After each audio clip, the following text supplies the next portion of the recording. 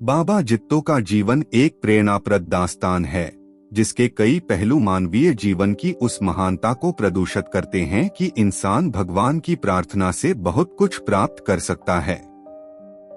अन्याय के सामने कभी किसी का सिर नहीं झुकना चाहिए। अन्याय का फल बुरा होता है। बुजुर्गों की सेवा करनी चाहिए। कहते हैं कि कोई 550 वर्ष पहले रियासी तहसील के गांव अघार में एक गरीब ब्राह्मण रूपचंद रहता था। उसके यहाँ बेटा पैदा हुआ जिसका नाम जेतमल रखा गया। वह होनहार बच्चा चंचल तो बचपन से ही था, साथ में धार्मिक कार्यों में भी रुचि लेने लगा था। गांव वाले उसे मुनि कहने लगे। जेतमल जब बड़ा हुआ तो उसका विवाह माया देवी से हुआ। माया देवी व मुनि दोनों ही घर में बुजुर्गों की सेवा करने लगे, पर उनके देहांत पर वे परेशान हो गए, जिस पर उन्होंने माता वैष्णो देवी की साधना व भक्ति प्रारंभ कर दी।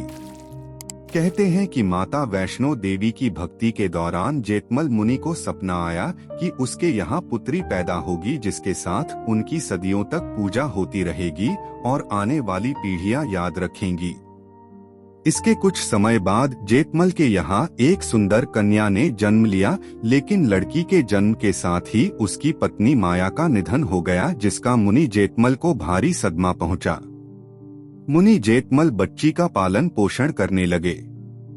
उन्होंने बच्ची का नाम गौरी रखा, लेकिन जब गौरी बड़ी हुई तो बीमार हो गई, इसलिए वह बड़ा परेशान हो गया।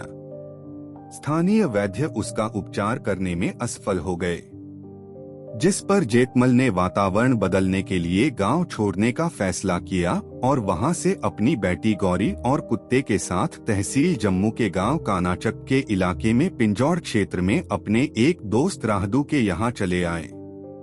पिंजौड़ यानी पंचवटी को ही अब झिड़ी कहा जाता है। जेतमल ने वहां एक जगह तलाश करके खेतीबाड़ी का काम शुरू करना चाहा, लेकिन वह जगह एक जागीरदार बेर सिंह की जागीर में आती थी। बेर सिंह ने जेतमल को बंजर जमीन खेती के लिए इस शर्त के अंतर्गत दी, जिसमें यह कहा गया था कि जेतमल यानी जित्तो जागीरदार को अपनी खेती की पैदावार का 1/4 हिस्सा दिया करेगा। परंतु जब जेतमल के कड़े परिश्रम के बाद उस जमीन में काफी फसल पैदा हुई तो वह जागीरदार लालची हो गया और अनाज के ढेर देखकर 1/4 हिस्से के बजाय पैदावार का आधा हिस्सा मांगने लगा।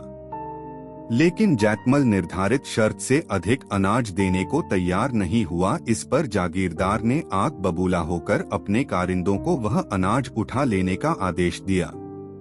कहते हैं कि जेतमल ने मां भगवती का स्मरण किया, जिस पर उन्हें यह प्रेरणा मिली कि वह अन्याय के खिलाफ अपनी जान कुर्बान कर दें। जेतमल ने इतना कहा, सुख की कनक नी खाया महतया, अपना लयू दिना मिलाई, और मेहनत से पैदा किए गए अनाज को लूटने आए जागीरदार के कारिंदों के सामने वहीं कटार से अपने जीवन का अंत कर दिया। अनाज खून से रंग गया तथा जागीरदार बेर सिंह यह घटना देखकर दंग रह गया। उसी समय अचानक तूफान आया व वर्षा हुई, जिससे वह अनाज बिखर गया तथा जेतमल की बेटी ने बाप की चिता जलाई और खुद भी उसमें ही भस्म हो गई। तब से जेतमल बाबा जित्तो कहलाने लगा और जागीरदार का सारा खानदान बीमार रहने लगा। इस इलाके के तत्कालीन राजा अजबदेव सिंह ने इस जगह मंदिर व समाधि बनवाए और तब से हर साल शहीद बाबा जित्तो की याद में झिड़ी का मेला लगता है। कई परिवार वहां पहुंचकर पूजा करते हैं और समारोहों में भाग लेते हैं। अन्य लाखों लोग वहां अपनी मनौतियों के लिए पहुंचते हैं। झिड़ी के मेले में आने वाले अनेक श्रद्धालु माता वैष्णो देवी के दर्शनों के लिए भी आते हैं और चारों तरफ चहल पहल हो जाती है। झिड़ी के इलाके में बाबा जित्तो के कई श्रद्धालुओं ने अपने पूर्वजों की याद में छोटी छोटी समाधियां व मंदिर बनवाए हैं।